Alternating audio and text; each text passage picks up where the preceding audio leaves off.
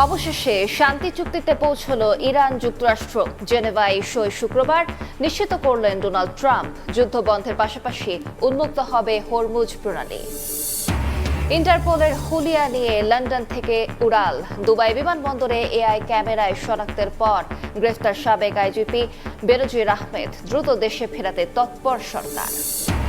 ইসলামী ব্যাংকের পরিচালনা পর্ষদ ভেঙে দিল বাংলাদেশ ব্যাংক। তারল্য সংকট কাটাতে ২৫০০ কোটি টাকা ধার দেওয়ার পর সিদ্ধান্ত। আজ থেকে নিরবচ্ছিন্ন লেনদেনের আশা।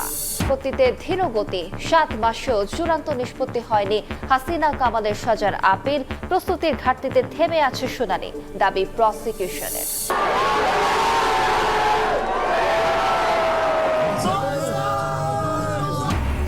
বিশ্বকাপ অভিযানে দাপুটে জয় জার্মানির। নবাগত কুরাসাওকে স্মরণ করানো হলো ব্রাজিল ম্যাচ।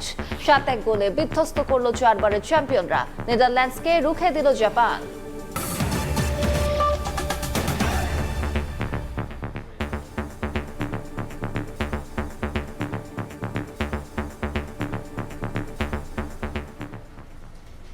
সকালের সময় সঙ্গে আছি আমি আলিশা ইসলাম। শান্তি চুক্তিতে পৌঁছেছে ইরান ও যুক্তরাষ্ট্র। শুক্রবার জেনেভায় সই হবে এই চুক্তি। দুই দেশের চুক্তিতে পৌঁছানোর ঘোষণা দিয়েছেন মধ্যস্থতাকারী দেশ পাকিস্তানের প্রধানমন্ত্রী শাহবাজ শরীফ। পরে নিজের সামাজিক মাধ্যমে বিষয়টি নিশ্চিত করেন মার্কিন প্রেসিডেন্ট ডোনাল্ড ট্রাম্প। চুক্তির অংশ হিসেবে সামরিক অভিযান বন্ধ, হরমুজ প্রণালী উন্মুক্ত করা এবং নৌ অবরোধ প্রত্যাহারের কথাও জানিয়েছেন ট্রাম্প। চুক্তি বাস্তবায়িত হলে মধ্যপ্রাচ্যের চলমান উত্তেজনা কমার পাশাপাশি বৈশ্বিক জ্বালানি বাজারও স্বাভাবিক হতে পারে। দীর্ঘ আলোচনার পর যুক্তরাষ্ট্র ও ইরানের মধ্যে শান্তি চুক্তি সম্পন্ন হয়েছে বলে জানালেন পাকিস্তানের প্রধানমন্ত্রী শাহবাজ শরীফ। সামাজিক মাধ্যমে দেওয়া এক বিবৃতিতে তিনি বলেন, উভয় পক্ষ সামরিক অভিযান অবিলম্বে ও স্থায়ীভাবে বন্ধ করতে সম্মত হয়েছে। চুক্তির আওতায় লেবাননকেও অন্তর্ভুক্ত করা হয়েছে বলে দাবি করেন তিনি। চুক্তি স্বাক্ষরের আনুষ্ঠানিকতা ১৯ জুন সুইজারল্যান্ডে অনুষ্ঠিত হবে বলে উল্লেখ করেন তিনি। শাহবাজ শরীফ তার বিবৃতিতে কাতার, সৌদি আরব ও তুরস্কের ভূমিকাকেও বিশেষভাবে উল্লেখ করেন। তিনি বলেন, এই দেশগুলোর সহায়তা ও কূটনৈতিক প্রচেষ্টা সমঝোতা অর্জনে গুরুত্বপূর্ণ অবদান রেখেছে। চুক্তি বাস্তবায়নের আগে চলতি সপ্তাহে একাধিক প্রস্তুতিমূলক বৈঠক অনুষ্ঠিত হবে, যেখানে কারিগরি বিষয় ও বাস্তবায়ন কাঠামো নিয়েও আলোচনা হবে। এর কিছুক্ষণ পরই মার্কিন প্রেসিডেন্ট ডোনাল্ড ট্রাম্প ট্রুথ সোশ্যালে এক বার্তায় চুক্তির বিষয়টি নিশ্চিত করেন। তিনি জানান, ইরানের সঙ্গে চুক্তি সম্পন্ন হয়েছে। একই সঙ্গে হরমুজ প্রণালী টুলমুক্তভাবে উন্মুক্ত করার অনুমোদন এবং যুক্তরাষ্ট্রের নৌ অবরোধ অবিলম্বে প্রত্যাহারের ঘোষণাও দেন মার্কিন প্রেসিডেন্ট। ইরানের উপপররাষ্ট্রমন্ত্রী কাজেম গারিবাবাদি জানিয়েছেন, রাত থেকে লেবানন সহ সব ফ্রন্টে যুদ্ধ ও সামরিক অভিযান তাৎক্ষণিক ও স্থায়ীভাবে বন্ধ হবে। একই সঙ্গে তিনি জানান, চূড়ান্ত চুক্তি নিয়ে আগামী ৬০ দিন পর্যন্ত আলোচনা চলবে, যেখানে উভয় পক্ষ বাস্তবায়ন কাঠামো চূড়ান্ত করবে। তবে কোনো শর্ত ভঙ্গ করলে তারা নিজস্ব প্রতিরোধমূলক ব্যবস্থা নেবে বলে সতর্ক করেছে তেহরান। যুক্তরাষ্ট্র ইরান শান্তি চুক্তিকে ঘিরে ইতিবাচক প্রতিক্রিয়া দেখা গেছে বিশ্বজুড়ে। মার্কিন পররাষ্ট্রমন্ত্রী মার্কো রুবিও প্রেসিডেন্ট ডোনাল্ড ট্রাম্পকে চুক্তির জন্য অভিনন্দন জানিয়েছেন। মার্কিন ভাইস প্রেসিডেন্ট একে মধ্যপ্রাচ্যের জন্য সম্ভাব্য নতুন যুগের সূচনা বলে আখ্যা দিয়েছেন। একইভাবে তুরস্কে অবস্থিত ইরানের দূতাবাস, কাতার এবং যুক্তরাজ্যও এই সমঝোতাকে স্বাগত জানিয়েছে। এদিকে লেবাননে থামছে না ইসরায়েলি বর্বরতা। স্থানীয় সময় রোববার রাজধানী বৈরুতের দক্ষিণ উপশহর দাহিহ এলাকায় বিমান হামলা চালিয়েছে ইসরায়েলি সেনারা। এতে হতাহত হয়েছেন বেশ কয়েকজন। হামলার আগে দক্ষিণ লেবাননের ২৯টি এলাকায় নতুন করে জনসাধারণকে সরিয়ে নেওয়ার নির্দেশ জারি করে ইসরায়েল। তবে নেতানিয়াহু বাহিনীর দাবি, হিজবুল্লাহর রকেট হামলার জবাবে এ হামলা চালানো হয়েছে। বরকতুল্লাহ, সময় সংবাদ। সিঙ্গাপুর বা থাইল্যান্ড যেতে লন্ডন থেকে উড়াল। দুবাইয়ে ট্রানজিটের সবাই বাধে বিপত্তি। বিমানবন্দরে এআই ক্যামেরায় শনাক্ত হন সাবেক পুলিশ প্রধান বেনজির আহমেদ। পাসপোর্ট জালিয়াতি ও অবৈধ সম্পদ অর্জনের মামলায় জারি করা ইন্টারপোলের তথ্যে তাকে গ্রেফতার করে দুবাই পুলিশ। এ সময় তার কাছে ছিল একাধিক দেশের পাসপোর্ট ও আমিরাতের বৈধ রেসিডেন্সি পারমিট। সংযুক্ত আরব আমিরাত থেকে শিবলি আল সাদিকের রিপোর্ট।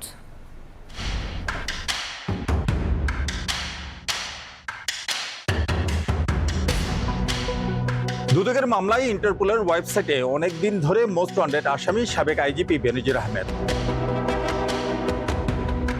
দেশের সীমাহীন দুর্নীতির প্রতীক হয়ে ওঠা বেনজির আহমেদ দুবাইয়ে আছেন এমন আলোচনা দীর্ঘদিন ধরেই মানুষের মুখে মুখে। অবৈধ সম্পদ অর্জন ও অর্থ পাচারের বিভিন্ন মামলায় তাকে দেখানো হয়েছে ফেরারি। অবৈধ সম্পদ অর্জন ও অর্থ পাচারের অভিযোগে দুদকের করা মামলায় তাকে দেশে ফেরাতে ইন্টারপোলের সহায়তা চাওয়া হয়েছিল, কিন্তু বারবার তার অবস্থান বদল নিয়ে তৈরি হয় ধোঁয়াশা। দুবাইয়ে বাংলাদেশ কমিউনিটির সদস্যরা জানান, লন্ডন থেকে এশিয়ার একটি দেশের উদ্দেশ্যে যাত্রা করেছিল পুলিশের সাবেক আইজিপি বেনজির আহমেদ। পরিকল্পনা ছিল দুবাইয়ের ট্রানজিট শেষে গন্তব্য পৌঁছানোর। তবে আর্টিফিশিয়াল ইন্টেলিজেন্স এআই ক্যামেরায় ধরা পড়ে দুবাই আন্তর্জাতিক বিমানবন্দরেই হয়ে যায় তার যাত্রার শেষ গন্তব্য। এমন ভাবে আমরা আসলে কখনোই দেখিনি ইন্টারপোলের মাধ্যমে কোনো অপরাধীকে বিদেশ থেকে ধরে বাংলাদেশে নিয়ে আসা হয়।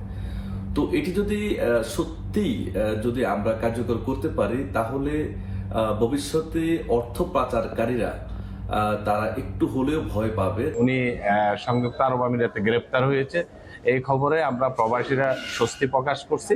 আইনের মাধ্যমে তার সর্বোচ্চ শাস্তি নিশ্চিত করা হবে বলে আমি বিশ্বাস করি। দুবাই পুলিশের বরাতে জানা যায়, বেনজির লন্ডন আইল্যান্ডের উদ্দেশ্যে রওনা হন। নির্ধারিত ফ্লাইটে দুবাই আন্তর্জাতিক বিমানবন্দরে ট্রানজিটে নামার পর অন্য যাত্রীর মতোই ইমিগ্রেশন ও নিরাপত্তা ব্যবস্থার আওতায় আসেন তিনি। ইন্টারপোলের নোটিশের সূত্র ধরে দুবাই বিমানবন্দরে এআই ক্যামেরায় শনাক্ত হওয়ার পর দুবাই পুলিশ তাকে গ্রেপ্তার করে। 12 জুন দুবাইয়ের ন্যাশনাল সেন্ট্রাল ব্যুরো এনসিবি ইমেইলের মাধ্যমে বাংলাদেশ সরকারকে বেনজির আহমেদের গ্রেপ্তারের বিষয়টি আনুষ্ঠানিকভাবে জানায়। জানা গেছে, গ্রেপ্তারের সময় তার কাছে একাধিক দেশের পাসপোর্ট ও আমিরাতের বৈধ রেসিডেন্সি পারমিট ছিল। আওয়ামী লীগ সরকারের সময় থেকে দুর্নীতির প্রতীক হয়ে ওঠা বেনজির আহমেদ দুবাইতে আছেন এমন আলোচনা সবার মুখে মুখে ছিল। তাছাড়া তিনি এখানে বৈধ অবৈধভাবে অঢেল সম্পদের মালিক হয়েছেন, সে আলোচনাও ছিল সবার মুখে মুখে। বেনজির গ্রেপ্তার হওয়ার পর এখানকার প্রবাসী বাংলাদেশিরা স্বস্তি প্রকাশ করেছেন এবং সেই সাথে ধন্যবাদ জানিয়েছেন দুই দেশের সরকারকে। শিবলী আল সাদিক, সময় সংবাদ, সংযুক্ত আরব আমিরাত। দ্রুতই সাবেক আইজিপি বেনজির আহমেদকে দেশে ফিরিয়ে আনা হবে বলে সংসদে জানিয়েছেন স্বরাষ্ট্রমন্ত্রী সালাউদ্দিন আহমদ। ইন্টারপোলের সহায়তায় বেনজির আহমেদকে গ্রেফতার পুলিশের বড় সাফল্য উল্লেখ করে মন্ত্রী বলেন, অপরাধী যত শক্তিশালী হোক না কেন, কেউ আইনের ঊর্ধ্বে নয়। সাবেক পুলিশ মহাপরিদর্শক বেনজির আহমেদের অবৈধ সম্পদ অনুসন্ধানে দুর্নীতি দমন কমিশন দুদক কমিটি গঠনের সিদ্ধান্ত নেয় 2024 সালের 18 এপ্রিল। সংস্থাটির অনুসন্ধানে বেরিয়ে আসে বেনজির ও তার পরিবারের সদস্যদের বিপুল অবৈধ সম্পদ। অনুসন্ধান চলাকালেই 2024 সালের 4 মে সপরিবারে দেশ ছাড়েন বেনজির। অনুসন্ধানে এখন পর্যন্ত বেনজির আহমেদ ও তার পরিবারের 621 বিঘা জমি, 19টি কোম্পানির শেয়ার, গুলশানে 4টি ফ্ল্যাট, 30 লাখ টাকার সঞ্চয়পত্র, 33টি ব্যাংক হিসাব এবং 3টি বিও হিসাব খুঁজে পায় দুদক। পরে সংস্থাটির আবেদনের পরিপ্রেক্ষিতে আদালত এসব সম্পদ জব্দ ও অবরুদ্ধের আদেশ দেন। বেনজির ও তার পরিবারের বিভিন্ন জায়গায় আরও সম্পদের তথ্য বেরিয়ে আসে বিভিন্ন সংবাদ মাধ্যমের অনুসন্ধানে। পুলিশের সাবেক মহাপরিদর্শক ও তার পরিবারের সদস্যদের নামে গোপালগঞ্জ ও মাদারীপুরে প্রায় 600 বিঘা জমি ক্রয় ও দখল হয়েছে। এর মধ্যে গোপালগঞ্জে সাভানা ইকো রিসোর্ট, গাজীপুরে 150 বিঘার বেশি জমিতে ভাওয়াল রিসোর্ট ও স্পা ছাড়াও নারায়ণগঞ্জের রূপগঞ্জে 24 কাঠা জমিতে ডুপ্লেক্স বাংলো তৈরি করেন সাবেক আইজিপি। এসব সম্পদ এরই মধ্যে নিয়ন্ত্রণে নিয়েছে প্রশাসন। প্রভাবশালী এই আইজিপি নানা কারণে ছিলেন বিতর্কিত। ক্ষমতার অপপ্রয়োগ করে টানা 10 বছর বেআইনিভাবে ঢাকা বোট ক্লাবের সভাপতি পদ ধরে রেখেছিলেন। ওই সময়ে ক্লাবটির প্রায় 32 কোটি টাকা আর্থিক অনিয়মের অভিযোগ ওঠে। ভর্তির যোগ্যতা পূরণ না করেও অনিয়মের মাধ্যমে ঢাকা বিশ্ববিদ্যালয়ের ব্যবসায় শিক্ষা অনুষদ থেকে ডিগ্রি নেন বেনজির। অবশেষে বেনজির আহমেদকে সংযুক্ত আরব আমিরাতে গ্রেফতারের তথ্য জাতীয় সংসদে জানালেন স্বরাষ্ট্রমন্ত্রী সালাউদ্দিন আহমদ। রোববার অধিবেশনে তিনি জানান, তাকে গ্রেফতারে 2025 সালের 11 এপ্রিল ইন্টারপোলে আবেদন করে পুলিশ সদর দফতরের national central bureau NCB. Red notice জারির পর সাবেক এই আইজিপিকে গ্রেফতার করেছে দুবাই পুলিশ। তাকে দ্রুতই দেশে ফেরানো হবে বলেও জানান স্বরাষ্ট্রমন্ত্রী। রেড নোটিশের মাধ্যমে ইন্টারপোল কর্তৃক সংযুক্ত আরব আমিরাতের স্বরাষ্ট্র মন্ত্রণালয়কে অনুরোধ করা হয় গ্রেফতারের জন্য। গত 12 জুন 2026 তারিখে সংযুক্ত আরব আমিরাতের স্বরাষ্ট্র মন্ত্রণালয়ের directorate general of federal criminal police, national central bureau NCB, Abu Dhabi হতে প্রেরিত একটি ইমেইলের মাধ্যমে বাংলাদেশ সরকারকে জানানো হয়েছে যে দুর্নীতি মামলায় অভিযুক্ত বেনজির আহমেদকে সংযুক্ত আরব আমিরাত পুলিশ কর্তৃক গ্রেফতার করা হয়েছে। এনসিবি আবুধাবির সাথে সমন্বয়পূর্বক অতি দ্রুতই তাকে বাংলাদেশে নিয়ে আসা হবে। 2024 সালের অক্টোবরে বেনজিরের বিরুদ্ধে করা দুদকের মামলায় বলা হয়, পরিচয় গোপন করে সরকারি চাকরিজীবী হওয়া সত্ত্বেও তিনি নীল বা লাল পাসপোর্ট গ্রহণ করেননি, বরং ক্ষমতার অপব্যবহার করে বেসরকারি চাকরিজীবী পরিচয়ে সাধারণ পাসপোর্ট তৈরি করেন। পাসপোর্ট জালিয়াতির মামলায় দুবাইয়ে তাকে গ্রেফতার করা হলেও দেশে ফেরানোর পর অবৈধ সম্পদ অর্জন সহ অন্যান্য মামলার মুখোমুখি করা হবে। ইন্টারপোলে আবেদন করেছিলাম দুইটা মামলার প্রেক্ষিতে। মামলা দুটি, একটা পাসপোর্ট জালিয়াতির মামলা আর একটি জ্ঞাত আয় বহির্ভূত সম্পদ অর্জনের মামলা। জ্ঞাত আয় বহির্ভূত সম্পদ অর্জনের একটা মামলায় চার্জশিট দেওয়া হয়েছে, আপনাদের ইতিমধ্যে বলেছি, সেটা ট্রায়াল চলছে। পাসপোর্ট জালিয়াতি সহ আরও 5টি মামলার তদন্ত চলছে। বেনজির আহমেদকে গ্রেফতারের বিষয়টি গত 12 তারিখ একটি চিঠির মাধ্যমে বাংলাদেশ কর্তৃপক্ষকে অবহিত করেছে দুবাই পুলিশ। বেনজির আহমেদ 2020 সালের এপ্রিল থেকে 2022 সালের সেপ্টেম্বর পর্যন্ত আইজিপি ছিলেন। এর আগে তিনি 2015 সালের জানুয়ারি থেকে 2020 সালের এপ্রিল পর্যন্ত র্যাবের মহাপরিচালক ছিলেন। তিনি ঢাকা মহানগর পুলিশের কমিশনার হিসেবেও দায়িত্ব পালন করেছেন। তার বাড়ি গোপালগঞ্জের টুঙ্গিপাড়ায়। বুলবুল রেজা, সময় সংবাদ, ঢাকা। ইসলামী ব্যাংকের চেয়ারম্যান সহ পুরো পরিচালনা পর্ষদ ভেঙে দিয়েছে বাংলাদেশ ব্যাংক। রোববার রাতে বাংলাদেশ ব্যাংক থেকে দেয়া বিজ্ঞপ্তিতে এ তথ্য জানানো হয়। একই সঙ্গে কেন্দ্রীয় ব্যাংকের নির্বাহী পরিচালক মোহাম্মদ জহির হোসেনকে পর্ষদের সব ক্ষমতা ও দায়িত্ব পালন করার দায়িত্ব দেওয়া হয়েছে। বিজ্ঞপ্তিতে বলা হয়, ব্যাংক কোম্পানি আইন অনুযায়ী বাংলাদেশ ব্যাংকের ওপর অর্পিত ক্ষমতা বলে এবং ব্যাংক কোম্পানির স্বার্থে, আমানতকারীদের স্বার্থে ও জনস্বার্থে ইসলামী ব্যাংকের পরিচালনা পর্ষদের চেয়ারম্যান সহ সব পরিচালকের নিয়োগ বাতিল করা হয়েছে।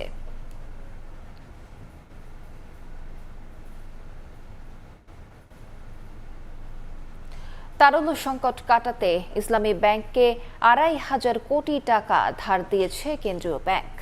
এই সহায়তার পর গ্রাহকরা নিরবচ্ছিন্নভাবে টাকা তুলতে পারবেন বলে আশ্বস্ত করেছেন ব্যাংকটির ভারপ্রাপ্ত এমডি। টাকা ধার পাওয়ার পর গভর্নরের সঙ্গে প্রায় 3 ঘন্টা বৈঠক করেছে ইসলামী ব্যাংকের ব্যবস্থাপনা কর্তৃপক্ষ। মাত্র ব্যাংক, যে ব্যাংক তারল্য সংকটে অন্য ব্যাংকেও হেল্প করত, এইভাবে ব্যাংকটা ডাকাতি করে আজকে এটাকে একদম দেউলিয়া করা হয়েছে। 40 কোটি টাকা লোন দেওয়া হয়েছে, যার কোনো সদুত্তর নাই। এগুলো তদন্ত হবে মাননীয় স্পিকার। বেশ কিছুদিন ধরে আলোচনায় ইসলামী ব্যাংক নতুন চেয়ারম্যান অপসারণের দাবি গড়ায় রাজপথে। সংসদে বাকযুদ্ধে জড়ান ক্ষমতাসীন ও বিরোধী দলের সদস্যরা। এ পরিস্থিতিতে ব্যাংকটি থেকে চলছে টাকা তোলার হিড়িক। বাংলাদেশ ব্যাংকের তথ্য অনুযায়ী চলতি মাসের প্রথম 9 দিনে প্রায় 6,000 কোটি টাকা তুলে নিয়েছেন গ্রাহকরা। এমন অবস্থায় 10,000 কোটি টাকা তারল্য সহায়তার আবেদন করে ব্যাংকটি। পর্যালোচনা শেষে রোববার দুপুরে 2,500 কোটি টাকা ধার হিসেবে তারল্য সহায়তা দেয় বাংলাদেশ ব্যাংক। ফলে সোমবার থেকে আবারও লেনদেন স্বাভাবিক হবে বলে গ্রাহকদের আশ্বস্ত করেন ব্যাংকটির ভারপ্রাপ্ত এমডি। আজকে যে আমরা টাকাটা নিয়েছি, সেটা কোন কোন খাতে কোথায় আমরা খরচ করছি, কোথায় কিভাবে এগুলো উড্ডল হয়েছে, কোন ক্যাটাগরিতে উড্ডল হয়েছে, আমাদের আগামীকাল কি পরিমাণ টাকা লাগতে পারে, এই বিষয়গুলোই না। গ্রাহকদেরকে আমরা আশ্বস্ত করতে চাই যে ইনশাল্লাহ আজকে যেরকম আমরা সেবা দিছি, আমাদের সেবার মান প্রতিনিয়ত আরো বাড়বে, কালকে তারা আরো বেটার সার্ভিস পাবে। বিকেলে ইসলামী ব্যাংকের ব্যবস্থাপনা কর্তৃপক্ষের একটি প্রতিনিধি দলের সাথে বৈঠকে গভর্নর সার্বিক সহায়তার আশ্বাস দেন। প্রায় 3 ঘন্টা ধরে এই আলোচনা অনুষ্ঠিত হয়। এক প্রশ্নের জবাবে ইসলামী ব্যাংক জানায়, প্রতিদিনই 1200 কোটি টাকার মতো জমা ও সমপরিমাণ আমানত নগদায়ন করছেন গ্রাহকরা। অ্যারাউন্ড 1200 কোটির মতো আমাদের উড্ড হইতেছে গত 2 দিন ধরে। আমাদের ক্যাশ পেমেন্ট, ক্যাশ রিসিপ্ট এটা মোটামুটি কাছাকাছি থাকে। মূলত আমাদের আরটিজিএস, এনপিভিএস এর মাধ্যমে যে টাকাগুলো উড্ডল হয়, ওইটাই আমাদের শর্টেজ হয়ে যায়। ইসলামী ব্যাংকে গ্রাহকদের আমানত নিরাপদ রয়েছে উল্লেখ করে গভর্নর জানান, ভয়ের কোনো কারণ নেই। সেলিয়া সুলতানা, সময় সংবাদ, ঢাকা। ইমিগ্রেশন কর্মকর্তাদের অপ্রীতিকর আচরণে প্রতিবাদে দিল্লির ইন্দিরা গান্ধী বিমানবন্দর থেকে ফেরত আসছেন প্রধানমন্ত্রীর তথ্য ও সম্প্রচার উপদেষ্টা জাহিদুর রহমান। রোববার রহস্যজনক কারণে সরকারের এই নীতি নির্ধারককে ভারতে প্রবেশে বাধা দেওয়ার অভিযোগ উঠেছে। সোমবার থেকে দিল্লিতে অনুষ্ঠেয় ইন্ডিয়ান ওশান রিম অ্যাসোসিয়েশনের বৈঠকে অংশ নিতে দুদিনের সফরে ভারতে যান জাহিদুর রহমান। রোববার সন্ধ্যায় দিল্লির ইন্দিরা গান্ধী আন্তর্জাতিক বিমানবন্দরে পৌঁছানোর পর ইমিগ্রেশন কর্মকর্তারা জেরা করেন প্রধানমন্ত্রীর এই উপদেষ্টাকে। দীর্ঘ 2.5 ঘন্টা বসিয়ে রাখার পর তাকে ভারতে প্রবেশের অনুমতি দেয়া হলেও পরে তিনি তা নাকচ করে ফেরত আসার সিদ্ধান্ত নেন। সকালের সময় আরো থাকছে। বরিশালে রেল সংযোগের নির্মাণ কাজ শুরু হয়নি 8 বছরেও ভূমি অধিগ্রহণের জটিলতায় স্থানীয়রা সম্ভাব্যতা যাচাই ও নকশা চূড়ান্তের পরও আর্থিক সংকটে ঝুলে গেছে প্রকল্প। আর বিশ্বকাপ ফুটবলের খবর। বিশ্বকাপ অভিযানের শুরুতেই 2014 সালের সেমিফাইনালের ব্রাজিল ম্যাচের স্মৃতি ফেরালো জার্মানি। টেক্সাসের হিউস্টনে নবাগত কুরাসাওকে 7-1 গোলে বিধ্বস্ত করেছে 4 বারের বিশ্ব চ্যাম্পিয়নরা। বেলো হরিজন্তে 2014 বিশ্বকাপেও ব্রাজিলকে একই ব্যবধানে হারিয়েছিল জার্মানি। সে বিশ্বকাপের পর এই প্রথম কোনো ম্যাচে 7 গোলের ব্যবধানে জয়ের দেখা পেল নাগলসম্যানের দল। ম্যাচে জোড়া গোল করেছেন কাই হাভার্টস। টেক্সাসের হিউস্টনে একটা ম্যাচ তাকিয়ে পুরো ফুটবল বিশ্ব। দ্য গ্রেটেস্ট শো অন আর্থের 4 বারের চ্যাম্পিয়ন জার্মানির সামনে প্রথমবারের মতো বিশ্বকাপে খেলতে আসা দেশগুলোর মধ্যে সবচেয়ে কম জনসংখ্যার দেশ কুরাসাও। 72,000-এরও বেশি দর্শক ধারণ ক্ষমতার স্টেডিয়াম পরিপূর্ণ সাদা আর নীল জার্সির সমর্থনে। রাশিয়া, কাতার 2 বিশ্বকাপের গ্রুপ পর্ব থেকে বিদায়ের ক্ষত নিয়ে যুক্তরাষ্ট্রে এসেছে জার্মানি। প্রতিপক্ষ কুরাসাওয়ের লক্ষ্য প্রথম বিশ্বকাপে অংশগ্রহণটা স্মরণীয় করে রাখা। তবে সে যাত্রায় শুরুতেই তাদের হোঁচট খেতে হয়। জার্মানির সমর্থকরা কেবল বাদ্যযন্ত্র ও নানা রঙের পোশাকে সেজে গ্যালারিতে বসেছেন। তাদের থিতু হয়ে ওঠার আগেই 6 মিনিটে এবারের বিশ্বকাপের দ্রুততম গোল ফেলিক্স মেচার। 19 মিনিটে প্রথম গোলের সুযোগ পেয়েছিলেন কুরাসাওয়ের বাকুনা, তবে কাজে আসেনি। অবশেষে 21 মিনিটে আসে সে ক্ষণ। মাত্র 1,58,000 জনসংখ্যার দেশটি স্তব্ধ করে দেয় 4 বারের চ্যাম্পিয়ন জার্মানিকে। 21 মিনিটে গোল করে ইতিহাসের অংশ বনে যান কোমেরেন্সিয়া। সমতায় ফেরে কুরাসাও। এরপরই লাগাম টেনে নেয় জার্মানি। 38 মিনিটে ব্রাউনের কর্নারে মাথা ছুঁয়ে গোল করেন নিকো স্লটারব্যাক। জাতীয় দলে 28 ম্যাচ খেলা এই ফুটবলারের এটাই প্রথম গোল। প্রথমার্ধে বিরতিতে যাওয়ার আগে ফেলিক্স মেচার ফাউলের শিকার হলে পেনাল্টি পায় জার্মানি। সুযোগ কাজে লাগিয়ে পেনাল্টি থেকে গোল করে স্কোরশিট 3-1 করেন কাই হাভার্টস। দ্বিতীয়ার্ধে ক্ষুধার্ত বাঘের মতো কুরাসাওকে চেপে ধরে জার্মানি। 47 মিনিটে ইয়াশুয়া কিমিখের পাসে গোল করেন জামাল মুসিয়ালা। ছন্ন ছাড়া হয়ে পড়ে কুরাসাওয়ের রক্ষণ ভাগ। 68 মিনিটে আবার উল্লাস জার্মানি শিবিরে। একাধিকবার সতীর্থকে বলের যোগান দেয়া নাথানিয়াল ব্রাউন এবার নিজেই পান জালের দেখা। 10 মিনিট পর কুরাসাও গোলরক্ষকের হতাশা আরও বাড়ান ডেনিস উন্দাভ। 29 বছর বয়সী ফরোয়ার্ডের গোলে ব্যবধান 6-1 করে জার্মানি। হিউস্টনে তখন ঘুরে ফিরেই আসছিল 28 জুলাই 2014 বিশ্বকাপের সেমিফাইনালে বেলো হরিজন্তে ব্রাজিলকে 7-1 গোলে বিধ্বস্ত করার সেই স্মৃতি। জার্মানিও সুযোগটা হাতছাড়া করেনি। 88 মিনিটে কাই হাভার্টসের দ্বিতীয় গোলে হিউস্টনে বেলো হরিজন্তের পুনরাবৃত্তি করে জার্মানি। কুরাসাওকে শেষ পর্যন্ত 7-1 গোলে বিধ্বস্ত করার উল্লাসে মেতে মাঠ ছাড়ে ডায়মন্ডশাফট। পারভিন আক্তার, সময় সংবাদ। বিশ্বকাপে বড় ব্যবধানে জয়ে শুভ সূচনা করায় বাঁধ ভাঙা উল্লাস জার্মানির সমর্থকদের। দাপুটে জয়ের পর ব্রাজিল সমর্থকদের খোঁচা দিলেন তারা। 20 জুন টরন্টোতে আইভরি কোস্টের বিপক্ষে ম্যাচেও ধারাবাহিকতা ধরে রাখবে নাগলসম্যানের দল, এমনটাই আশা সমর্থকদের। জার্মানি থেকে সমর্থকদের উল্লাসের খবর জানাচ্ছেন বিটু বড়ুয়া।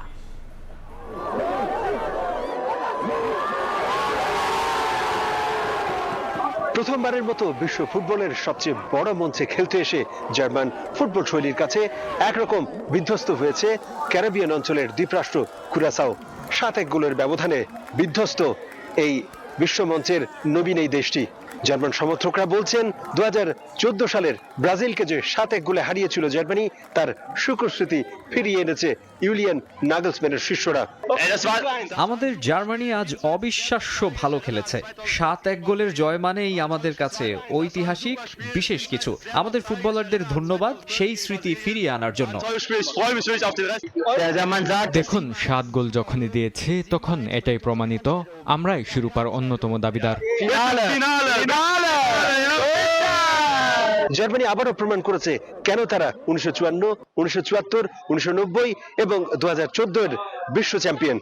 বিশ্বকাপ শুরুর আগে থেকেই জার্মান ফুটবল সমর্থকরা মনে করেছিলেন এই দলটি হয়তো প্রথম ম্যাচ থেকে তেমন ভালো ফলাফল করবে না, কিন্তু ইউলিয়ান নাগলসম্যানের শিষ্যরা প্রমাণ করেছে কেন তারা এখনো ফেভারিট। জার্মানি আজ দেখিয়েছে কেন দলটি ফেভারিট। এটুকু বলতে পারি এই বিশ্বকাপে আমরাই ফাইনালিস্ট হব। তবে নবীন দল কুরাসাওয়ের জন্য খারাপ লাগছে, কিন্তু আমরা জার্মান দলের সমর্থক। যাই বলুন না কেন, আজ আমরা 7-1 গোলের ব্যবধানটা উদযাপন করব। আশা করছি আমাদের ছেলেরা বিশ্বকাপ জিতে নিয়ে আসবে।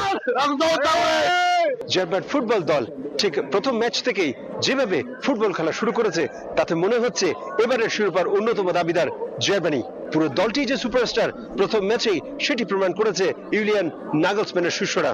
2014 বিশ্বকাপ জেতার পরে পরের দুটি বড় আসরে তেমন ফুটবল নৈপুণ্য দেখাতে পারেনি জার্মানি।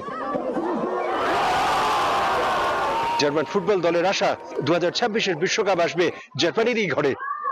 সেই আশায় জার্মানির বার্লিন থেকে বিটু বড়ুয়া, সময় সংবাদ। বিশ্বকাপে রোমাঞ্চকর নেদারল্যান্ডসকে রুখে দিল জাপান। হাড্ডাহাড্ডি লড়াইয়ের ম্যাচে দুবার পিছিয়ে পড়েও ডাচদের সঙ্গে 2-2 গোলে ড্র করেছে সূর্যোদয়ের দেশটি। এফ গ্রুপে দু দলেরই সংগ্রহ সমান 1 পয়েন্ট। বিশ্বকাপ শুরুর আগে জার্মান গণিতবিদ থেকে শুরু করে অনেকেই ভবিষ্যৎবাণী করেছেন এবার নতুন চ্যাম্পিয়ন পাবে বিশ্বকাপ। নেদারল্যান্ডসের হাতেই উঠবে দ্য গ্রেটেস্ট শো অন আর্থের মর্যাদার সোনালী ট্রফি। তবে শুরুটা রাজস্বিক হলো না টোটাল ফুটবলের দেশটির। 4 বছর আগে কাতার বিশ্বকাপে জার্মানি ও স্পেনকে হারিয়ে শীর্ষ 16তে উঠেছিল জাপান। সূর্যোদয়ের দেশটা কেন সমর্থকদের কাছে আলাদা সেটা ডালাসে হারে হারে টের পেল নেদারল্যান্ডস।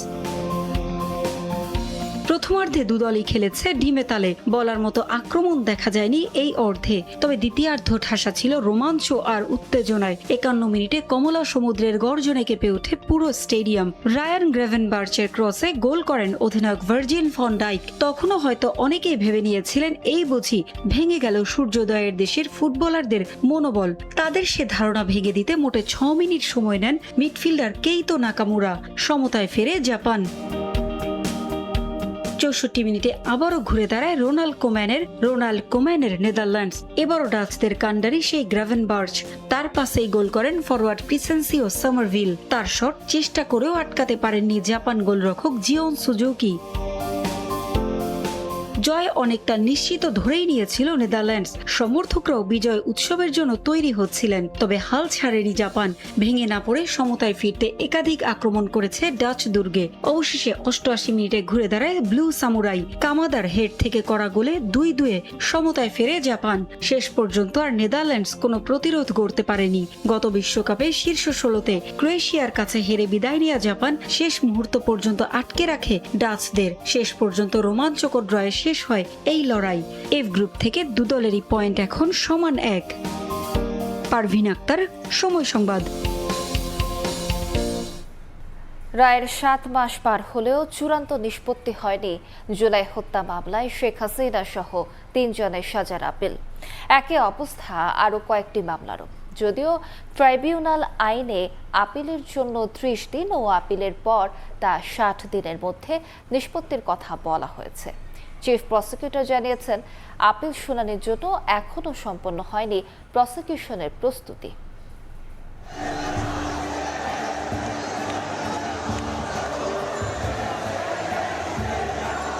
24-এর ছাত্র জনতার অভ্যুত্থান দমাতে ব্যাপক হত্যাযজ্ঞ চালিয়ে 5 আগস্ট ভারতে আশ্রয় নেন তৎকালীন প্রধানমন্ত্রী শেখ হাসিনা। দেশকে মৃত্যুর মুখে ফেলে সাবেক স্বরাষ্ট্রমন্ত্রী আসাদুজ্জামান কামাল সহ একে একে পালিয়ে যান আওয়ামী লীগ সরকারের মন্ত্রী, এমপি ও দলীয় নেতারা। We have decided to inflict her with only one sentence, that is sentence of death. গত বছরের 17 নভেম্বর জুলাই আগস্ট হত্যাকাণ্ডের মামলায় একটি অভিযোগে শেখ হাসিনা ও আসাদুজ্জামান খান কামালকে মৃত্যুদণ্ড দেন আন্তর্জাতিক অপরাধ ট্রাইব্যুনাল। আরেকটি অভিযোগে তাদের আমৃত্যু কারাদণ্ড দেয়া হয়। একই মামলায় সাবেক আইজিপি চৌধুরী আব্দুল্লাহ আল মামুন রাজসাক্ষী হওয়ায় তাকে 5 বছরের দণ্ড দেয়া হয়। গত বছরের 15 ডিসেম্বর শেখ হাসিনা ও কামালের সাজা বাড়িয়ে মৃত্যুদণ্ড চেয়ে আপিল করে প্রসিকিউশন। তবে সেই আপিলের চূড়ান্ত নিষ্পত্তি এখনো হয়নি, যদিও ট্রাইব্যুনাল আইনে 60 দিনের মধ্যে নিষ্পত্তির কথা বলা হয়েছে। একটা 60 দিনের ডাইরেক্টরি বিধান আছে, তো যদি 60 দিনের মধ্যে আপিলটা নিষ্পত্তি নাও হয়, এজন্য আপিলটা ইনফ্রাকচারাস হয়ে যাবে না, আপিল বহাল থাকবে।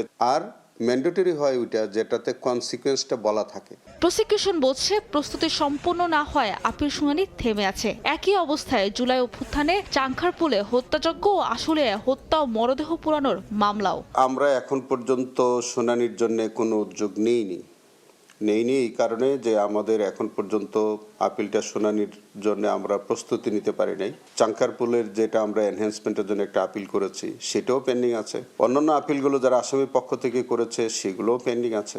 এদিকে জুলাই হত্যাযজ্ঞের মামলায় আওয়ামী লীগ নেতা মাহবুবুল আলম হানিফ, জাসদ সভাপতি হাসানুল হক ইনুর মামলা রায়ের জন্য অপেক্ষমান রয়েছে। এগুলো রায় হতে পারে চলতি মাসেই।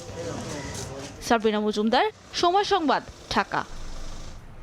বরিশাল কুয়াকাটা রেলপথ নির্মাণে 8 বছর আগে বরিশালে ভূমি অধিগ্রহণের পরিকল্পনা করা হয়।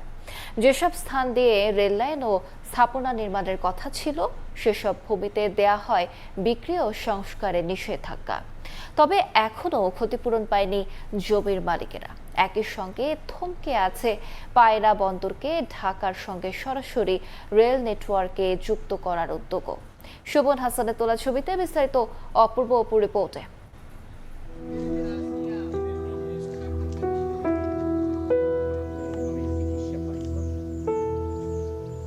সুলতান খান জীবন শয়নে সন্তানদের সঙ্গে বসবাসের স্বপ্ন আটকে আছে রেললাইন প্রকল্প সংশ্লিষ্টদের দেয়া লাল রঙের নম্বরে। রেললাইনের জমি অধিগ্রহণের তালিকায় নাম ওঠায় নিজের বাড়িটি না পারছেন বিক্রি করতে, না পারছেন নতুন করে সাজাতে।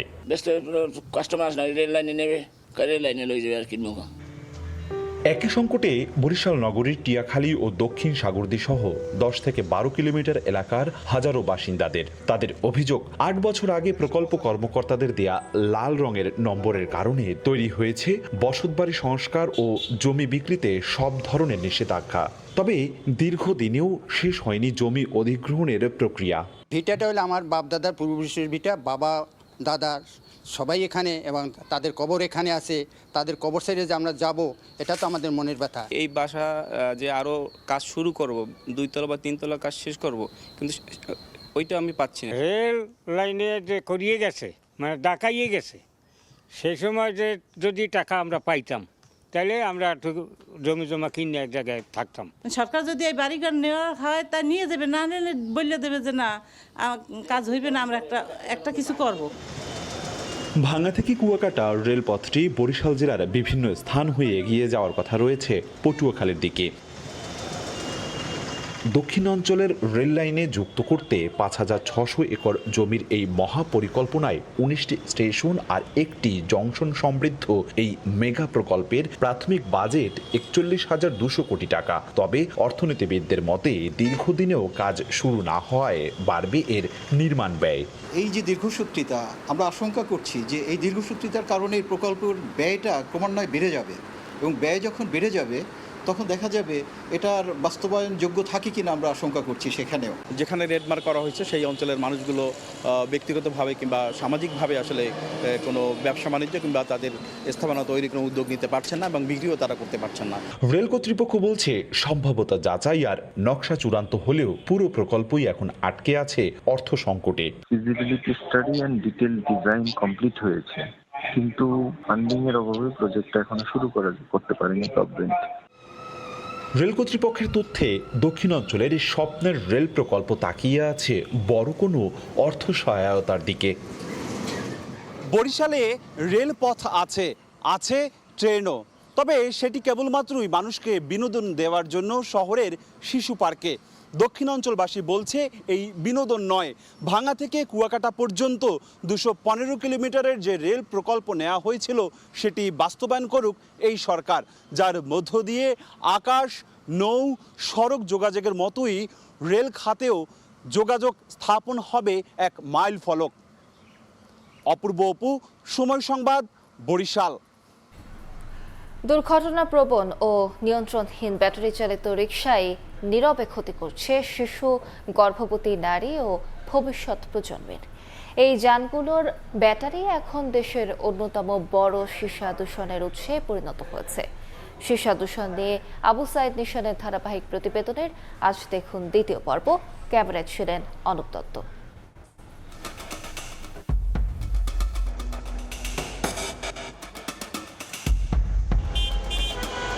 রাস্তা জুড়ে ছুটছে ব্যাটারি চালিত রিকশা। শহর থেকে গ্রাম সবখানেই তাদের দাপট। দেশে চলে প্রায় 50 লাখ ব্যাটারি চালিত রিকশা। এসব যানের পুরনো ব্যাটারির বড় একটি অংশ পুনঃ প্রক্রিয়াজাত করা হয় অবৈধ ও অনিয়ন্ত্রিত কারখানায়, যেখানে খোলা পরিবেশে ব্যাটারি ভেঙে সীসা সংগ্রহ করা হয়, যা ছড়িয়ে পড়ে আশপাশের মাটি, পানি ও বাতাসে। সীসা অ্যাসিড ব্যাটারি ব্যবহার শেষে হয়ে উঠছে বড় ধরনের পরিবেশগত ঝুঁকি। ব্যাটারি চালিত রিকশার সংখ্যা বাড়ার সঙ্গে সঙ্গে বাড়ছে ব্যবহৃত ব্যাটারির পরিমাণও। প্রতিটি অটোরিকশায় গড়ে 4টি করে সীসা অ্যাসিড ব্যাটারি থাকে। এর মেয়াদ থাকে 9 মাস থেকে 1 বছর। এরপরেই এটি পরিবর্তন করতে হয়। ফলে প্রতি বছর ব্যবহৃত ব্যাটারির সংখ্যা দিন দিন বেড়েই চলেছে। হচ্ছে অনিরাপদভাবে পুনঃ প্রক্রিয়াজাতকরণ। এতে প্রতিদিনই বাড়ছে ভয়াবহ মাত্রায় সীসা দূষণ। বিশেষজ্ঞরা বলছেন, ব্যবহৃত ব্যাটারির প্রায় 80 থেকে 90% রিসাইকেলিং হয় অনিয়ন্ত্রিত ও অবৈধ উপায়ে। ICDDRBর গবেষণায় দেখা গেছে, সীসা শিশুদের মস্তিষ্কের বিকাশে মারাত্মক প্রভাব ফেলে, কমিয়ে দেয় শেখার ক্ষমতা ও IQ। শিশুরা 4 থেকে 5 গুণ বেশি সীসা শোষণ করে, যার কারণে ব্রেইনের মধ্যে আসলে এফেক্টটা বেশি হয়। সো ব্রেইন ড্যামেজের অনেক বেশি আশঙ্কা থাকে এবং সেটার কারণে দেখা যায় যে প্রচুর পরিমাণে IQ লস হয় বা বুদ্ধিমত্তা কমে যায়। লেড অ্যাসিড ব্যাটারিজগুলো আমরা রিসাইকেল করার নামে যে কোনো জায়গায় তৈরি হচ্ছে। এখানে যে এক্সপোজার, যে মাটিতে, ওখান থেকে আবার যখন আমি খাদ্য উৎপাদন করছি, ওখানে আমার যে প্রাণীকুল আছে তারা কিভাবে কন্টামিনেট হচ্ছে। সয়েল, মানুষকে, অ্যানিম্যাল, এগ্রিকালচারাল প্রোডাক্ট প্রত্যেকটা জায়গাতে আসলে কন্টামিনেটেড করে ফেলতেছে। তার মানে এক্সপোজার সেস বন্ধ করা ছাড়া আমাদের কোনো উপায় নেই। অবৈধ ব্যাটারি কারখানা বন্ধে কঠোর ব্যবস্থা নেওয়া হচ্ছে বলে জানান পরিবেশ অধিদপ্তরের অতিরিক্ত মহাপরিচালক। ইনফরমাল সেক্টরে যারা অবৈধভাবে যেখানে সেখানে ব্যাটারিটা গলাচ্ছে, তাদেরকে সঙ্গে সঙ্গে ধরবেন। পরিবেশ অধিদপ্তর এবং ভোক্তা অধিকার অধিদপ্তর, তারপরে আমরা নিরাপদ খাদ্য কর্তৃপক্ষ সবাই মিলে আমরা চেষ্টা করছি যে যেসব জায়গা থেকে লেড উৎপন্ন হয়, লেড ব্যবহার করে, সেটাকে বন্ধ করা। বিশেষজ্ঞদের মতে, কার্যকর নজরদারি ও আইন প্রয়োগ ছাড়া ব্যাটারি চালিত যানবাহনের এই ক্রমবর্ধমান ব্যবস্থাপনা সংকট ভবিষ্যতে আরও বড় জনস্বাস্থ্য ঝুঁকিতে পরিণত হতে পারে। ব্যাটারি চালিত রিকশায় ব্যবহৃত ব্যাটারির অনিরাপদ ব্যবস্থাপনায় তৈরি হচ্ছে নতুন বিপদ। বিশেষজ্ঞরা বলছেন, এখনই কঠোর পদক্ষেপ না নিলে সীসা দূষণের এই নীরব সংকট আরও ভয়াবহ আকার নিতে পারে। ভবিষ্যতে তৈরি হতে পারে এক মেধাহীন প্রজন্মর। আবু সাইদ নিশান, সময় সংবাদ, ঢাকা। থামছে না ভারতীয় সীমান্তরক্ষী বাহিনী BSF এর পুশিন চেষ্টা। 9 দিনের ব্যবধানে দ্বিতীয় দফায় চাঁপাইনবাবগঞ্জ সীমান্ত পুশিনের চেষ্টা করেছে BSF। বিস্তারিত জানাতে যোগ দিচ্ছেন সহকর্মী জাহাঙ্গীর আলম। সরাসরি যাচ্ছি তার কাছে। জাহাঙ্গীর, চাঁপাইনবাবগঞ্জের সীমান্ত পরিস্থিতি এই মুহূর্তে অনেকটাই স্বাভাবিক এবং শান্ত, তবে সীমান্ত এলাকার বাসিন্দাদের মধ্যে একটি উদ্বেগ, উৎকণ্ঠা কাজ করছে। দুর্গম এবং নদী বেষ্টিত বিভিন্ন সীমান্ত হওয়ায় এই সীমান্তের বাসিন্দারা আশঙ্কা করছেন আবারও নতুন করে পুশিনের সম্ভাবনা থেকেই যায়। আসলে বিভিন্ন মাধ্যমে জানা গেছে, চাঁপাইনবাবগঞ্জের যে ভারতীয় সীমান্তের ওপারেই মালদার ডিস্ট্রিক্ট কার্যালয়, সেখানে আসলে হোল্ডিং সেন্টার খোলা হয়েছে এবং বিভিন্ন নাগরিকদের আসলে সেখানে রেখে BSF এর মাধ্যমে, হস্তান্তরের মাধ্যমে আবারও নতুন করে পুশিনের সম্ভাবনা রয়েছে। এই ঘটনাগুলো থেকে এবং গত 9 দিনের ব্যবধানে যে 2বার পুশিনের চেষ্টা চাঁপাইনবাবগঞ্জের বাঙ্গাবাড়ি এবং রোকনপুর সীমান্ত দিয়ে, এই ঘটনাকে কেন্দ্র করে আসলে সীমান্তে ব্যাপক তৎপরতা, টহল কার্যক্রম এবং নজরদারি বৃদ্ধি করেছে বিজিবি। পাশাপাশি স্থানীয় গ্রামবাসী এবং সীমান্তের বাসিন্দারা তারা আসলে রাতের অন্ধকারেও টর্চ লাইট এবং লাঠিসোঁটা নিয়েই সীমান্তে অবস্থান করছেন। এই সীমান্তগুলো আসলে বিভিন্নভাবে দুর্গম এবং চরাঞ্চল হওয়ার কারণে এবং তার বেড়াবিহীন বেশিরভাগ অংশ থাকার কারণেই মূলত আসলে বারবার পুষিনের চেষ্টা করা হচ্ছে। যদিও 2 দফায় যে 43 জনকে পুষিনের চেষ্টা করেছিল ভারতীয় সীমান্তরক্ষী বাহিনী BSF, স্থানীয়দের সহযোগিতায় স্থানীয়দের দেয়া তথ্যের ভিত্তিতে আসলে বিজিবি এটা কঠোরভাবে দমন করে এবং এই বিজিবির বাধার মুখে আসলে সবাই এই যে 43 জন নাগরিককে ফিরিয়ে নিতে বাধ্য হয় BSF। তো এই মুহূর্তে আসলে চাঁপাইনবাবগঞ্জের সীমান্তের পরিস্থিতি আমার কাছে এই ছিল সর্বশেষ। সরাসরি যুক্ত ছিলাম চাঁপাইনবাবগঞ্জে। আবহাওয়া পরিবর্তনের কারণে পিরোজপুর জেলা হাসপাতালে অতিরিক্ত রোগীর চাপ। বিস্তারিত জানাতে সরাসরি যুক্ত হচ্ছেন সহকর্মী জিয়াউল হক জিয়া।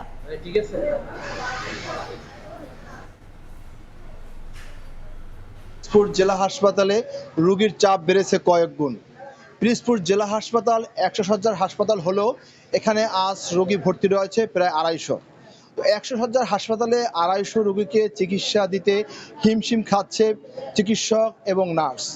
সকালে চিকিৎসক এবং নার্সদের সাথে কথা বলে জানতে পেরেছি বর্তমানে যে 250 রোগী ভর্তি রয়েছে, তো এই যে 250 রোগী ভর্তি রয়েছে আসলে তাদেরকে বিছানা দেওয়া সম্ভব হচ্ছে না। যেহেতু 100 শয্যার হাসপাতাল তাই তাদেরকে মেঝে ছাপিয়ে তারা এখন বর্তমানে বারান্দায় তারা চিকিৎসা নিচ্ছে। তো আমরা আসলে দেখতে পাচ্ছি যে পিরোজপুরের যে হাসপাতালটি রয়েছে এটি 100 শয্যার হলেও এখানে প্রতিটা জায়গাতেই আসলে কানায় কানায় রোগী শুয়ে রয়েছে। আমরা দেখতে পাচ্ছি যে রোগীদের খুব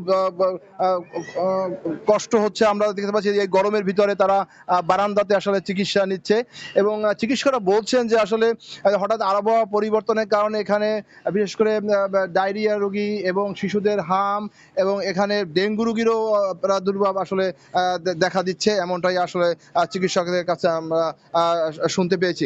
তো 100 শয্যার হাসপাতালে আসলে প্রতিনিয়তই 250 রোগী ভর্তি থাকে, 250-300। তো এখানে যে পিরোজপুর জেলা হাসপাতালে একটি 250 শয্যার জন্য একটি 9তলা ভবনের আসলে কাজ চলতেছিল।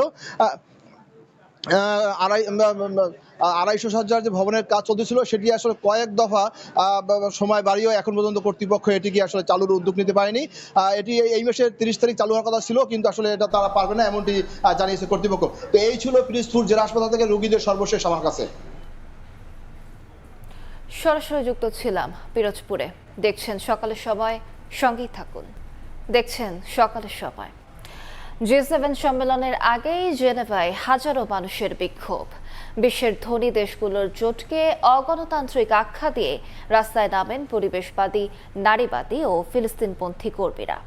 পুলিশের সঙ্গেও সংঘর্ষে জড়ান বিক্ষোভকারীরা। ফ্রান্সের এভিয়ানে শুরু হতে যাওয়া G7 সম্মেলনের আগে সুইজারল্যান্ডের জেনেভায় বিক্ষোভ করছেন অন্তত 20,000 মানুষ। নো G7 জোটের ব্যানারে আয়োজিত কর্মসূচিতে 60টিরও বেশি সংগঠন অংশ নেয়। ফিলিস্তিনি অধিকার কর্মী, নারীবাদী গোষ্ঠী এবং পরিবেশবাদী সংগঠনগুলোর দাবি G7-এর নীতি বিশ্বজুড়ে বৈষম্য ও অস্থিতিশীলতা বাড়াচ্ছে। শুরুতে কর্মসূচি শান্তিপূর্ণ থাকলেও এক পর্যায়ে পরিস্থিতি সহিংস রূপ নেয়। পুলিশের সঙ্গে সংঘর্ষে জড়িয়ে পড়েন বিক্ষোভকারীরা। জাতিসংঘের কার্যালয়ের আশেপাশে জড়ো হওয়া আন্দোলনকারীরা পুলিশকে লক্ষ্য করে বোতল, পাথর ও আতশবাজি নিক্ষেপ করলে পরিস্থিতি আরও উত্তপ্ত হয়ে ওঠে। জবাবে পুলিশ টিয়ার গ্যাস ও জলকামান ব্যবহার করে বিক্ষুব্ধ জনতাকে ছত্রভঙ্গ করার চেষ্টা করেন। প্রত্যক্ষদর্শীরা জানান কিছু বিক্ষোভকারী জাতিসংঘের টেলিযোগাযোগ ভবনের কার্যালয় লক্ষ্য করে হামলা চালায়। পরে কয়েকটি দোকান ও ব্যাংকের জানালার কাঁচ ভাঙচুর করা হয়। আগুন দেয়া হয় একটি টেসলা গাড়িতেও। সহিংসতা ছড়িয়ে পড়ায় শহরের বিভিন্ন এলাকায় মোতায়েন করা হয় অতিরিক্ত নিরাপত্তা বাহিনী। মূল সম্মেলনস্থল এভিয়ানের কাছাকাছি বিক্ষোভের অনুমতি না দেয়ায় আন্দোলনকারীরা জেনেভাকে বেছে নিয়েছে বলে জানিয়েছে স্থানীয় কর্তৃপক্ষ। আয়োজকদের মুখপাত্র বলেন, ডোনাল্ড ট্রাম্প সহ G7-এর নেতাদের নীতিতে তারা উদ্বিগ্ন। এসব দেশের রাজনৈতিক সিদ্ধান্ত বিশ্বজুড়ে যুদ্ধ, জলবায়ু সংকট এবং মানবিক বিপর্যয়কে আরও গভীর করছে। বরকতুল্লাহ, সময় সংবাদ। রাশিয়ার জ্বালানি ও সামরিক শিল্প অবকাঠামো লক্ষ্য করে আবারও দূরপাল্লার হামলার দাবি করেছে ইউক্রেন। ইয়ারোস্লাভ অঞ্চলের একটি তেল স্থাপনা ও তুলার রাসায়নিক কারখানায় আঘাত হানার কথা জানিয়েছেন প্রেসিডেন্ট ভলোদিমির জেলেনস্কি। ইউক্রেনের ড্রোন হামলায় কয়েকটি শিল্প স্থাপনা ক্ষতিগ্রস্ত হওয়ার কথা স্বীকার করেছে রাশিয়া। এদিকে ইউক্রেন যুদ্ধ বন্ধে রুশ প্রেসিডেন্টকে আবারও চাপ দিলেন মার্কিন প্রেসিডেন্ট ডোনাল্ড ট্রাম্প। স্থানীয় সময় রোববার রাশিয়ার ইয়ারোস্লাভ অঞ্চলের একটি গুরুত্বপূর্ণ জ্বালানি তেলের স্থাপনায় হামলা চালায় ইউক্রেনীয় বাহিনী। স্থাপনাটি মস্কোর জ্বালানি মজুত ব্যবস্থার জন্য অত্যন্ত গুরুত্বপূর্ণ বলে এক বিবৃতিতে জানিয়েছেন ইউক্রেনের প্রেসিডেন্ট ভলোদিমির জেলেনস্কি। একই সঙ্গে তুলা অঞ্চলের আজাদ রাসায়নিক কারখানাতেও আঘাত হানার দাবি করেন তিনি, যা রাশিয়ার বিস্ফোরক উৎপাদন সক্ষমতার গুরুত্বপূর্ণ অংশ বলে উল্লেখ করা হয়। এছাড়া রাশিয়ার দখল করা ইউক্রেন ভূখণ্ডে সামরিক সরবরাহ ও লজিস্টিক্স কেন্দ্রগুলোতেও হামলা চালানো হয়েছে বলে দাবি কিয়েভের। হামলার বিষয়টি আংশিক স্বীকার করেছে রাশিয়া। ইয়ারোস্লাভ অঞ্চলের গভর্নর জানান, ইউক্রেনের ব্যাপক ড্রোন হামলায় শিল্প খাতের জ্বালানি সংরক্ষণ স্থাপনা ক্ষতিগ্রস্ত হয়েছে। সাময়িকভাবে বন্ধ রাখা হয়েছে মস্কোগামী সড়ক যোগাযোগ। তুলা অঞ্চলের গভর্নর জানান, ভূপাতিত ড্রোনের ধ্বংসাবশেষ নোভোমস্কভস্ক শহরের একটি শিল্প প্রতিষ্ঠানের ভেতরে পড়েছে। এদিকে ইউক্রেন যুদ্ধ বন্ধে রুশ প্রেসিডেন্ট ভ্লাদিমির পুতিনকে আবারও চাপ দিলেন মার্কিন প্রেসিডেন্ট ডোনাল্ড ট্রাম্প। ক্রেমলিনের দাবি, ফোনালাপে ট্রাম্প যুদ্ধের অবসানকে জরুরি বলে উল্লেখ করেন। এ ব্যাপারে সহায়তার আগ্রহ প্রকাশ করেন মার্কিন প্রেসিডেন্ট। একই সঙ্গে ইরান ইস্যুতেও সম্ভাব্য সমঝোতা নিয়ে আলোচনা হয়েছে বলে জানিয়েছে মস্কো। ইউক্রেনের প্রেসিডেন্ট ভলোদিমির জেলেনস্কি জানান, মার্কিন প্রেসিডেন্ট ডোনাল্ড ট্রাম্পের সঙ্গে টেলিফোনে কথা বলেছেন তিনি। যুদ্ধ বন্ধের প্রচেষ্টা এবং আন্তর্জাতিক অংশীদারদের অবস্থান নিয়ে আলোচনা হয়েছে বলে উল্লেখ করা হয়। বরকতুল্লাহ, সময় সংবাদ। কানসাস সিটিতে মেসিদের হোটেলের সামনে ভিড় করছেন ভক্তরা। বাদ্যের তালে তালে রীতিমতো উৎসবের রূপ নিয়েছে গোটা এলাকা। টিম হোটেলের সামনে ম্যারাডোনার পতাকা যেন বাড়তি সাহস যোগাচ্ছে আর্জেন্টাইন সমর্থকদের। যুক্তরাষ্ট্র থেকে SM ইকবালের রিপোর্ট।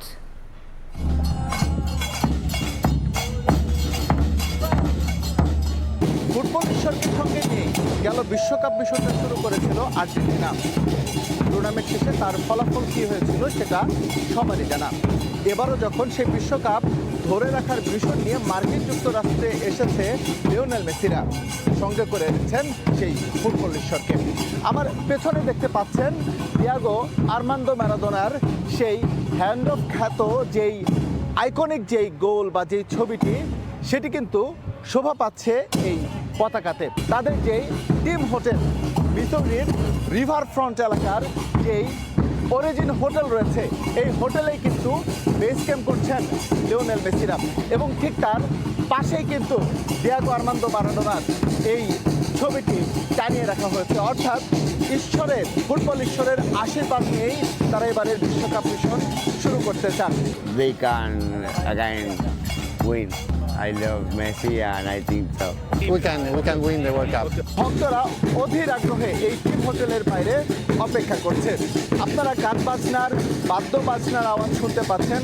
ভক্তরা কিন্তু এরই মধ্যে যে বিশ্বকাপের যে আমেজ, যে উন্মাদনা বা আর্জেন্টিনাকে সাপোর্ট করার জন্য তারা যেটা বলে যে তারা 12th ম্যান হিসেবে সবসময় পাশে থাকে, সেই 12th ম্যান কিন্তু এরই মধ্যে তাদের উৎসব উন্মাদনা শুরু করে দিয়েছেন।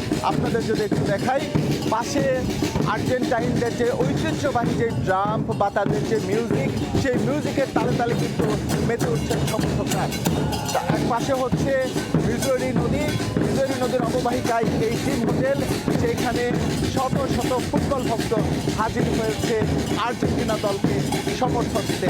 আর্জেন্টিনার বিপক্ষে ম্যাচকে এই কানসাসেই বিশ্বকাপ উদ্বোধন করবেন লিওনেল মেসিরা, সেটা যাতে স্মরণীয় একটা ম্যাচ হয় এবং শুভ সূচনা করতে পারে আর্জেন্টিনা, তার জন্যই ভক্তদের এমন আয়োজন। কানসাস থেকে SM ইকবাল, সময় সংবাদ, মার্কিন যুক্তরাষ্ট্র। 1974 সাল থেকে প্রতিটি বিশ্বকাপে একটি ড্রাম বাজিয়ে আর্জেন্টিনা দলকে সমর্থন জানাতেন বিশেষ এক ফ্যান। বছর দুয়েক আগে তার মৃত্যুর পর ওই বিখ্যাত ড্রামটি বহন করছেন অন্যরা, যার সঙ্গে মিশে আছে আবেগ আর ভালোবাসার অদ্ভুত সুন্দর গল্প। যুক্তরাষ্ট্রের কানসাস সিটি থেকে আরও জানাচ্ছেন সাজিদ মুস্তাহিদ।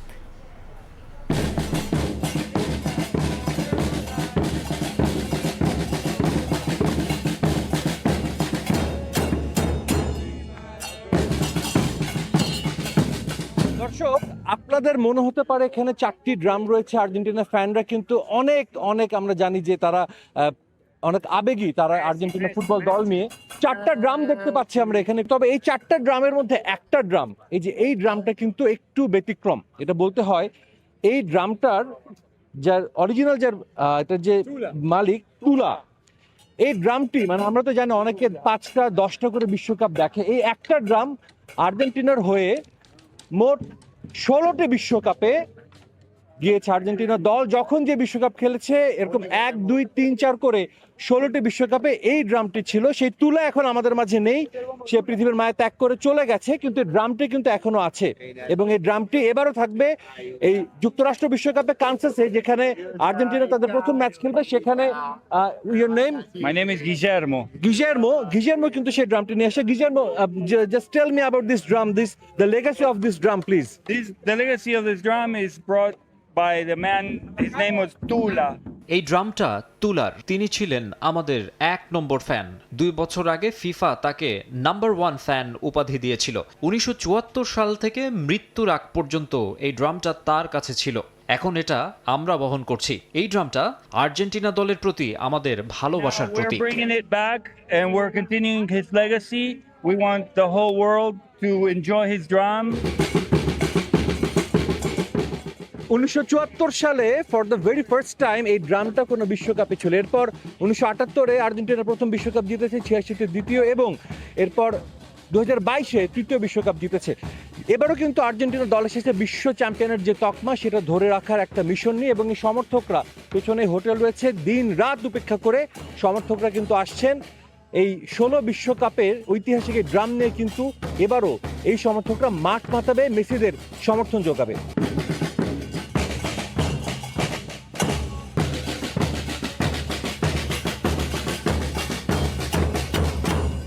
কানসাস সিটি থেকে সাজিদ মুস্তাহিদ, সময় সংবাদ, যুক্তরাষ্ট্র।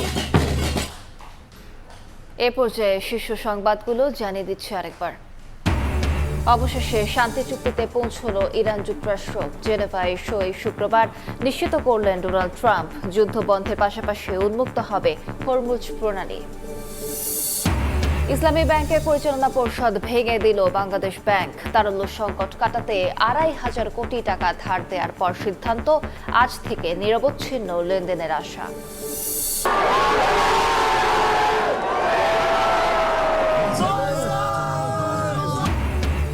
বিশ্বকাপ অভিযানে দাপুটে জয় জার্মানির। নবাগত কুরাসাওকে স্মরণ করানো হলো ব্রাজিল ম্যাচ।